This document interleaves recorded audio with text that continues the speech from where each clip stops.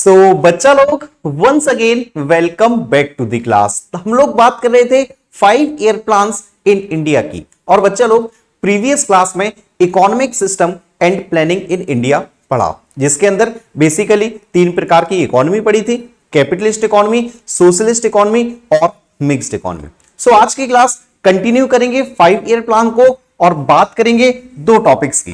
पहला topic goals of planning in India. Bharat के अंदर प्लानिंग के कौन कौन से गोल्स थे, कौन कौन से ऑब्जेक्टिव थे, ठीक है।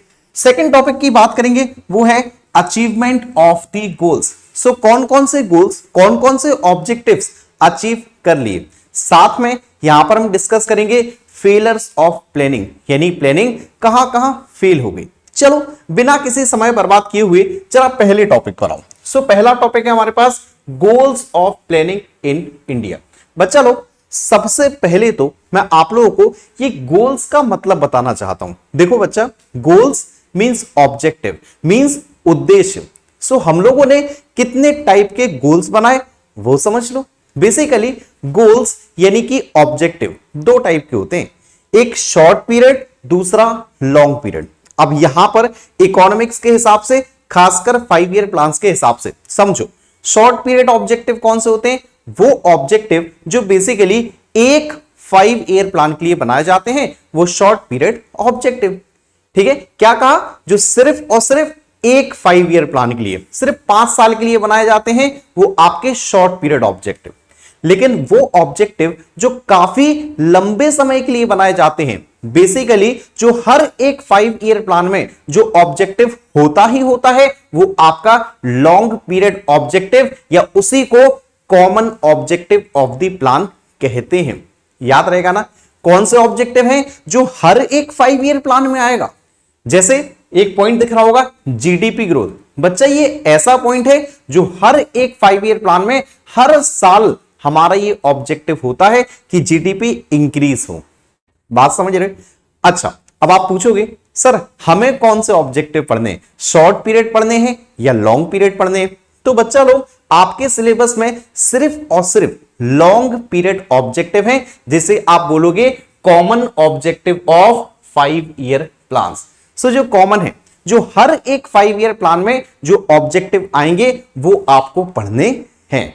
अब चलो एक एक से पॉइंट डिस्कस करते हैं, 5 से 6 पॉइंट होंगे। आओ बच्चा, सबसे पहले पॉइंट पर आओ, जीडीपी ग्रोथ। तो सबसे पहले समझेंगे जीडीपी होता क्या है। Basically full form gross domestic product, मतलब होता है एक अकाउंटिंग ईयर में, ध्यान दीजिएगा, एक अकाउंटिंग ईयर में कितने गुड्स एंड सर्विसेज का प्रोडक्शन हो रहा है, वो आपका जीडीपी कहलाता है। जीडीपी बेसिकली रिलेटेड होता है production of goods and services से। और बच्चा लोग यहां एक बात और ध्यान देने वाली है कि हमारी जो इकोनॉमी है, इकोनॉमी का डेवलपमेंट है, वो टोटली जीडीपी पे, टोटली प्रोडक्शन पे डिपेंड करता है।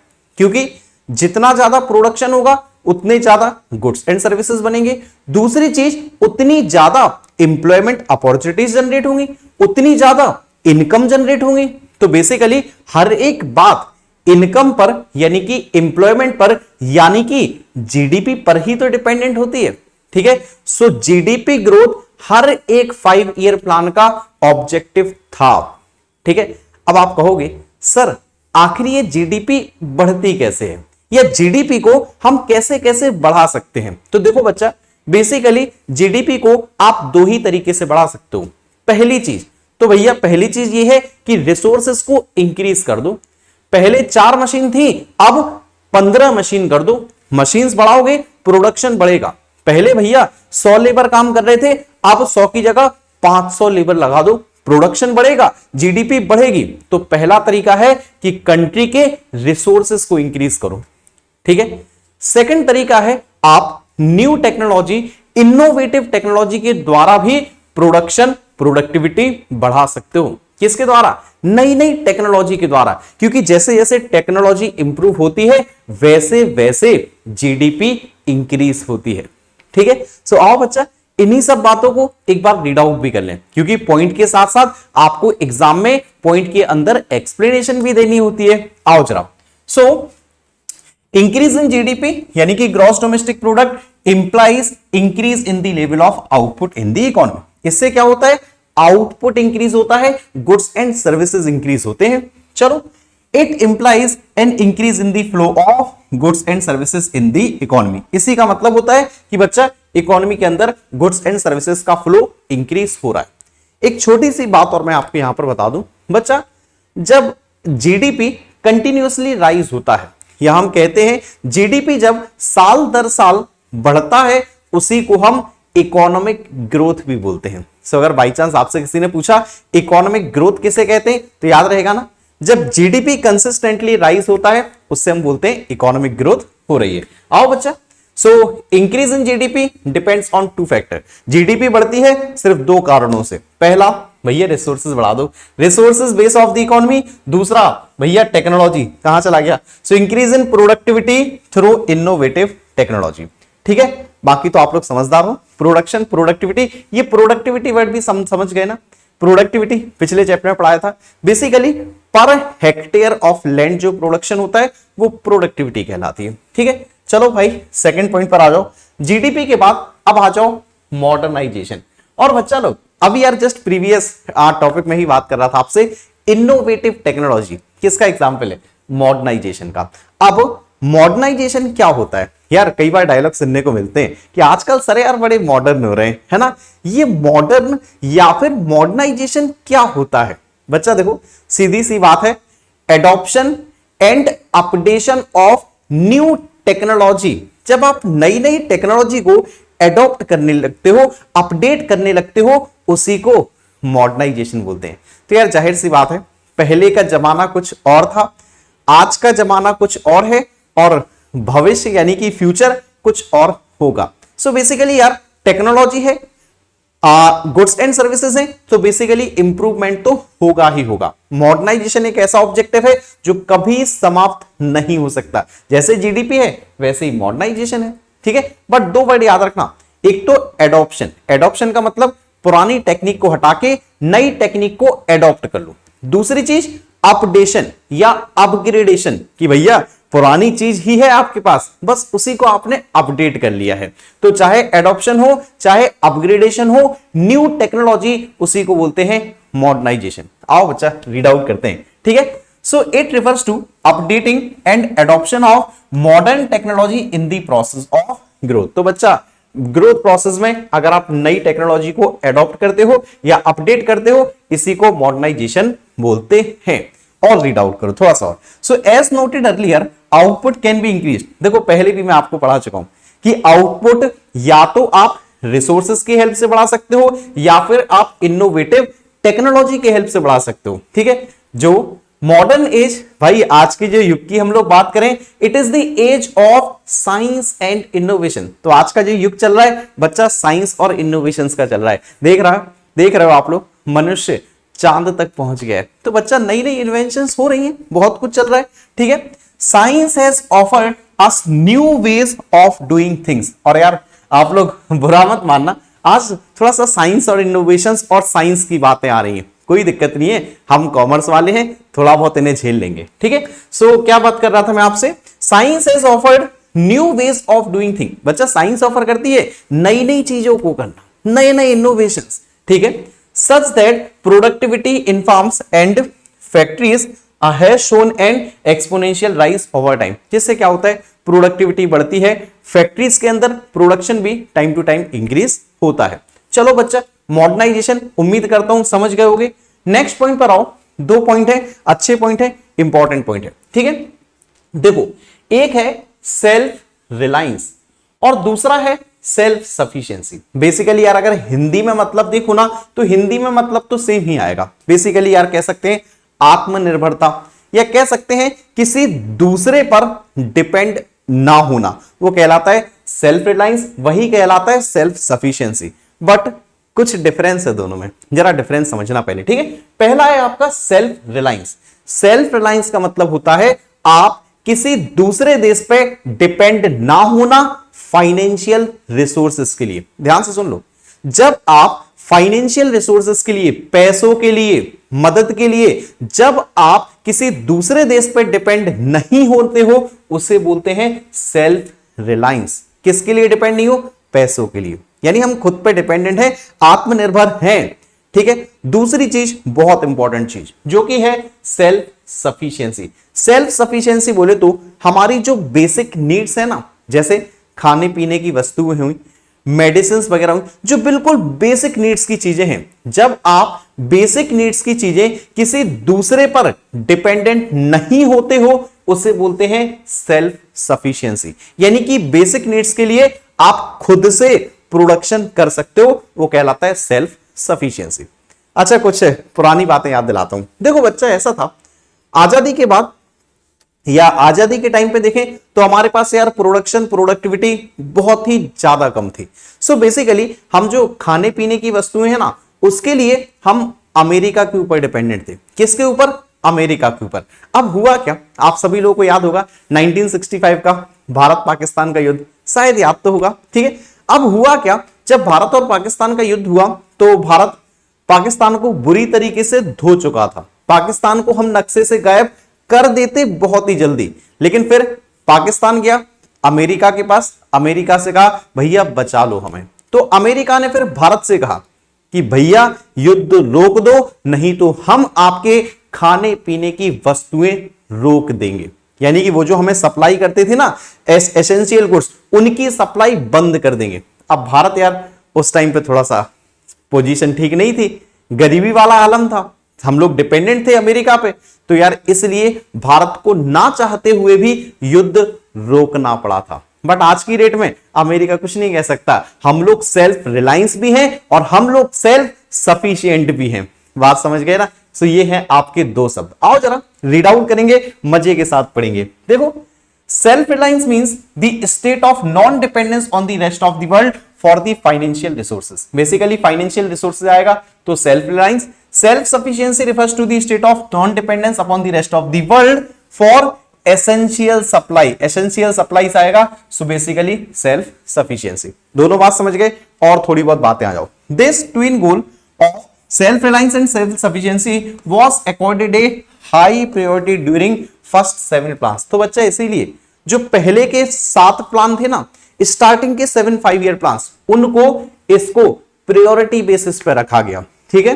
और आओ, India wanted to be self sufficient. बच्चा, भारत सेल्फ सफिशिएंट होना चाहता था in food grain production to avoid the uncertainties of the supply from the rest of the world, जिससे जो रेस्ट ऑफ द वर्ल्ड की सप्लाईज है ना, वो बार बार इंटरप्टेड करते रहते हैं, उससे हम लोग बच सकें, ठीक है। सो हम लोग होना चाहते थे सेल्फ सफिशिएंट। और बेसिकली यहां डायरेक्ट नहीं लिखा, जो डायरेक्ट मैंने आपको बोल दिया, भारत और पाकिस्तान के युद्ध वाली बात, ठीक है। चलो और आओ आगे आओ भाई। नेक्स्ट पॉइंट है इक्विटेबल डिस्ट्रीब्यूशन और इक्विटी। देखो यार, इक्विटी कहें या इक्विटेबल डिस्ट्रीब्यूशन कहें, अब पहले तो इक्विटेबल डिस्ट्रीब्यूशन समझ लो। डिस्ट्रीब्यूशन बंटवारा, इक्विटेबल वर्ड जो है कह सकते हो इक्वल से बना है। मेरी बात सुनना, ध्यान से समझना। देखो बच्चा, जीडीपी बढ़ तो रही है, देश का इकोनॉमिक ग्रोथ, देश का डेवलपमेंट तो हो रहा है, बट मुझे एक बात बताओ, ऐसे डेवलपमेंट का क्या फायदा जिससे अमीर तो और अमीर होते जाए और गरीब होता जाए? कोई फायदा है? आप कहोगे सर नहीं है कोई फायदा। भैया, देश के अंदर गरीब अगर हैं तो यार उन्हें भी तो देखना पड़ेगा ना, जीडीपी का बेनिफिट उनको भी तो प्रोवाइड करना पड़ेगा। सो इक्विटेबल डिस्ट्रीब्यूशन और इक्विटी हमारा यही कहता है कि जीडीपी का बेनिफिट गरीबों को भी मिलना चाहिए, साथ में अमीरों को भी मिलना चाहिए। ऐसी ग्रोथ किसी काम की नहीं है जिसमें अमीर तो और अमीर होते जाएं और गरीब बेचारे खाने पीने की वस्तुओं के लिए भी तरस जाएं, तो ऐसी ग्रोथ का कोई फायदा नहीं। चलो रीड आउट करेंगे, बेटर क्लियर होगा आपको। आओ, economic growth would become a meaningless exercise if the benefit of the growth accrue to only a handful of people in the society। तो बच्चा लोग, ऐसी ग्रोथ मीनिंगलेस होगी, ऐसी ग्रोथ किसी काम की नहीं होती जिसमें जीडीपी ग्रोथ का जो बेनिफिट है वो सिर्फ समाज के कुछ ही हाथों में रहे, ठीक है। आगे आओ। So note the following points, कुछ पॉइंट्स है, इनको हम जल्दी से रीड आउट करेंगे। So growth serve virtually no purpose in a society where rich tend to become richer and the poor continue to struggle even the essential of life। Point पढ़ चुके हैं कि भैया अमीर और अमीर होते जा रहे हैं, गरीब बेचारे एसेंशियल ऑफ लाइफ के लिए तरस रहे हैं, तो ऐसी ग्रोथ का कोई पर्पस नहीं होता। ठीक है, बेनिफिट ऑफ द ग्रोथ, अब जो ग्रोथ के बेनिफिट है ना दोनों को मिलना चाहिए। Must spread all the section of the society so that distribution of income becomes equitable. समझ गया ना? तो भैया सोसाइटी के हर एक सेक्शन तक ग्रोथ का बेनिफिट जाना चाहिए। और नेक्स्ट है equitable distribution of income implies social equality. बच्चे इससे होता क्या है? इससे सोशल इक्वलिटी होती है, समाज में भैया भेदभाव कम होता है, गरीब बेचारे थोड़े से ऊपर उठते हैं, अमीरों को भी बेनिफिट होता है। ठीक है, और this was one of the principal objective of goals of planning in India. ठीक है, चलो बच्चा और आगे आओ, और इसी चीज को डिटेल में समझने के लिए आप लोग जो वर्ड में कंफ्यूज होते ना वो समझो, इक्वल डिस्ट्रीब्यूशन और इक्विटेबल डिस्ट्रीब्यूशन। बच्चा पॉइंट कहा क्या था वहां पर? पॉइंट था इक्विटेबल डिस्ट्रीब्यूशन। ठीक है, इक्विटेबल डिस्ट्रीब्यूशन और इक्वल डिस्ट्रीब्यूशन दोनों अलग अलग चीज है। अब सबसे पहले समझो इक्वल डिस्ट्रीब्यूशन। इक्वल डिस्ट्रीब्यूशन का मतलब क्या होता है कि भैया अगर 100 रुपए आए तो 50 मेरे हो गए, 50 आपके हो गए, ये इक्वल डिस्ट्रीब्यूशन। ठीक है, सपोज करो एक डॉक्टर है, डॉक्टर को 50,000 रुपए सैलरी मिल रही है, तो 50,000 सैलरी मिल रही है डॉक्टर को, और उसी डॉक्टर क्या है एक क्लर्क काम कर रहा है, उसे भी 50,000 रुपए सैलरी मिल रही है। ये कहलाता है इक्वल डिस्ट्रीब्यूशन। क्या यार इक्वल डिस्ट्रीब्यूशन होना चाहिए क्या?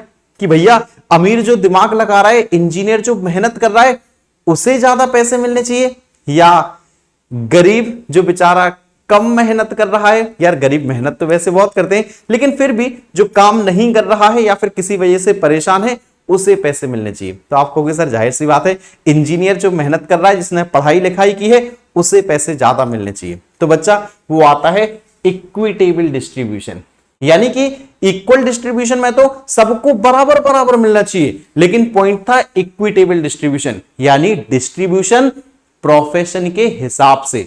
डॉक्टर को 50,000 मिल रही है, क्लर्क को 20,000 मिल रही है, तो वो कहलाता है इक्विटेबल डिस्ट्रीब्यूशन। मींस बेनिफिट सबको मिलना चाहिए यार, ऐसा नहीं है सबको बराबर मिले, बट हाँ कुछ डिफरेंस हो सकता है, बट बेनिफिट सबको मिलना चाहिए, वो कहलाता है इक्विटेबल डिस्ट्रीब्यूशन। रीड आउट भी कर लो, यहां से रीड आउट कर लो। बेसिकली यहां तो एक एग्जांपल दे रखा है डॉक्टर और क्लर्क वाला, वो आप पढ़ लोगे, ये छोटी सी लाइन रीड आउट कर लो।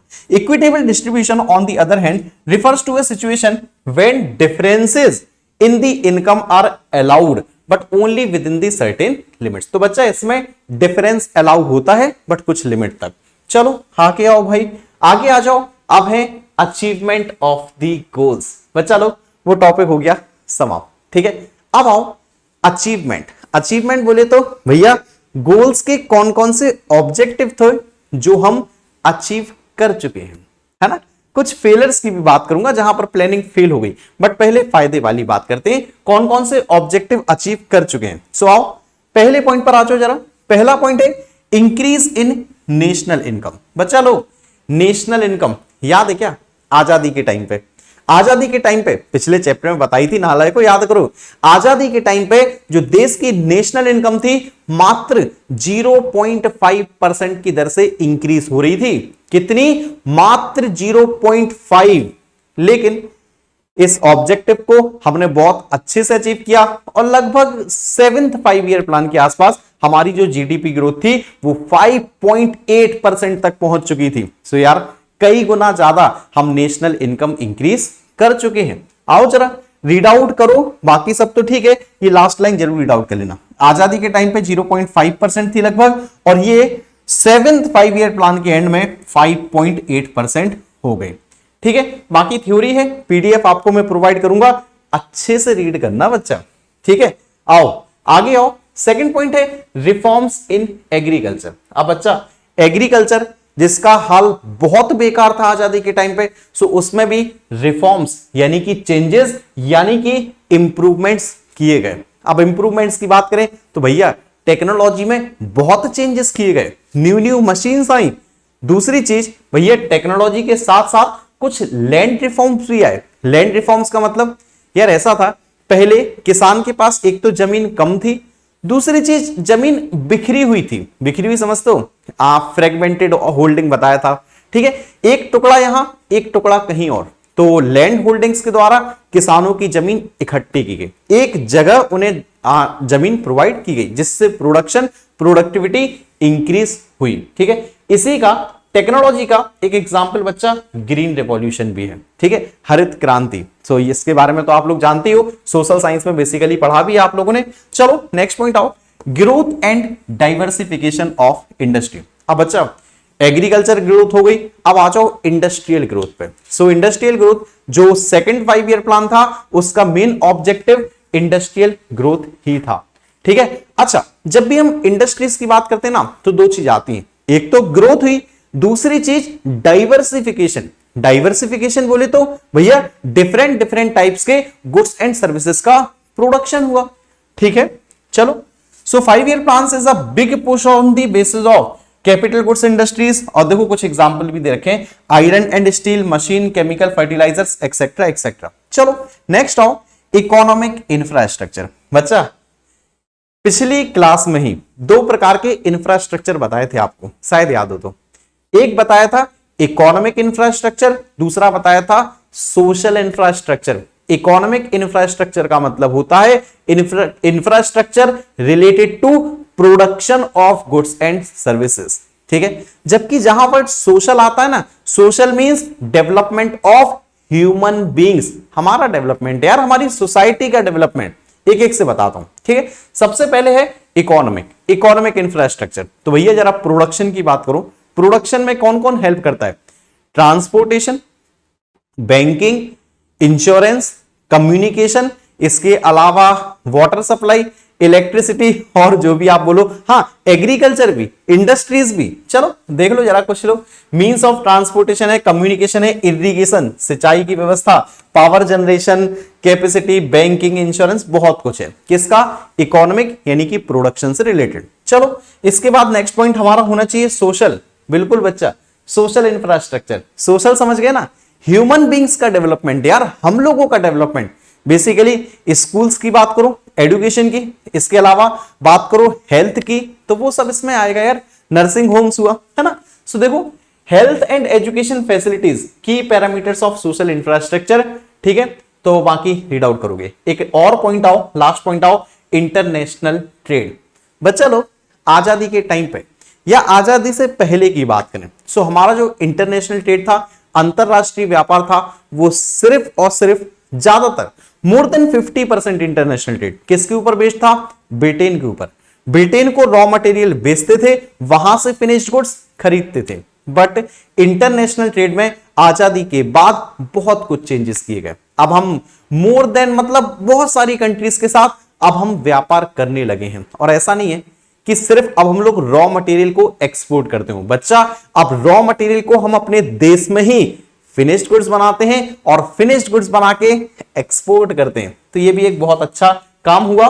ठीक है, 5 ईयर प्लान्स के दौरान। ये तो थी बच्चा कुछ तारीफ है, यानी कि जो जो ऑब्जेक्टिव हमने अचीव किए। कुछ फेलर्स भी देख लेते हैं, कहां कहां 5 ईयर प्लान फेल हो गए। सबसे बड़ी बात बोलूंगा बच्चा, काफी समय से सुन रहे होगे, बेसिकली इलेक्शंस में आप लोग ज्यादा सुनते हो, गरीबी मिटाओ गरीबी मिटाओ, बहुत सालों से सुने हुए आ रहे हो। क्या गरीबी मिटी? क्या गरीबी कम हुई? नहीं, कम तो हुई है, बट क्या गरीबी को मिटाने में हम सफल हो पाए? आप कहोगे नहीं सर, अभी भी बहुत गरीबी है देश में, है ना। और अगर 2011 के सेंसस की बात करें तो मोर देन 22% लोग देश के गरीबी के अंदर आते हैं, पॉवर्टी लाइन के अंदर आते हैं। ठीक है, रीड आउट करो बच्चा। फेलर की बात कर लेते हैं। सो सबसे पहला, इरेडिकेट पॉवर्टी, गरीबी हम नहीं मिटा पाए। हाँ बच्चा यार, महंगाई भी तो बहुत ज्यादा है ना। So high rate of inflation, inflation कम नहीं कर पाए। और जब महंगाई की बात आती है ना, तो बेरोजगारी तो अपने आप आ जाती है। तो भैया क्या बेरोजगारी कम हुई? क्या देश की जनसंख्या कंट्रोल हुई? आप कहोगे सर नहीं हुई। धर धर के बुराई कर रहे हो आप 5 ईयर प्लान की। ना बच्चा, सच्चाई बता रहा हूं। देखो, सो नेक्स्ट आपका अनएम्प्लॉयमेंट है, नेक्स्ट आपका इकोनॉमिक एंड सोशल इंफ्रास्ट्रक्चर है। तो बच्चा हम ज्यादा तेज गति से इकोनॉमिक और सोशल इंफ्रास्ट्रक्चर भी डेवलप नहीं, देखो जिस हिसाब से जनसंख्या है ना, उस हिसाब से डेवलप नहीं कर पाए। डेवलपमेंट तो हुआ है यार, बट उस हिसाब से नहीं हुआ जितना होना चाहिए। ठीक है, बाकी तो आप लोग रीड आउट करोगे बच्चा, और कुछ भी नहीं है। सो आप लोगों की फरमाइश पे ज्यादा कुछ तो नहीं, पीडीएफ जरूर सेव करूंगा। ठीक है, सो ये लो भाई पीडीएफ, और आपको देना पड़ता है ऐप अपलोड्स में। ठीक है। सो पीडीएफ आपको मिल जाएगी Jhansi institute of commerce play store app पर, ठीक है। कैसे मिलेगी हर बार बताता हूं आपको। ऐप इंस्टॉल करोगे, पेड कोर्सेज में जाओगे, छोटा सा कोर्स होगा इंडियन इकोनॉमिक डेवलपमेंट, मात्र 1200 रुपए का, 100 रुपए महीने, एक साल की फीस है 1200, मात्र 1200, ठीक है। क्या क्या मिलेगा, सारे के सारे वीडियो लेक्चर्स बिना किसी एडवर्टाइजमेंट के, यूट्यूब पे ऐड वगैरह आते होंगे, है ना। उसके अलावा बच्चे ये सारे पीडीएफ नोट्स हैं, और हाँ प्रैक्टिस के लिए हजारों एमसीक्यूज क्वेश्चंस हैं, चैप्टर वाइज, टॉपिक वाइज, ठीक है। बाकी कहीं कोई डाउट होता है, दिक्कत होती है, तो पर्सनल तो नहीं यार, ऐप पर ही मैं लाइव डाउट क्लियरिंग सेशंस भी लेता हूं, ठीक है। उसके अलावा पर्सनल मेंटरशिप, गाइडेंस, जो भी आपकी हेल्प पॉसिबल होगी वो मैं आपकी हेल्प करूंगा। तो बाकी चैनल को सब्सक्राइब नहीं किया है तो ये भी कर लो, फेसबुक, इंस्टाग्राम, टेलीग्राम सबकी लिंक दे रखी है। और हाँ, वीडियो पसंद आ रही हो, चैप्टर समझ आया हो तो बच्चा लोग लाइक जरूर कर दिया करो, ठीक है। चलो आज की क्लास के लिए फिलहाल इतना ही, मिलूंगा बहुत ही जल्द नेक्स्ट चैप्टर के साथ में। Thank you so much for attending this class.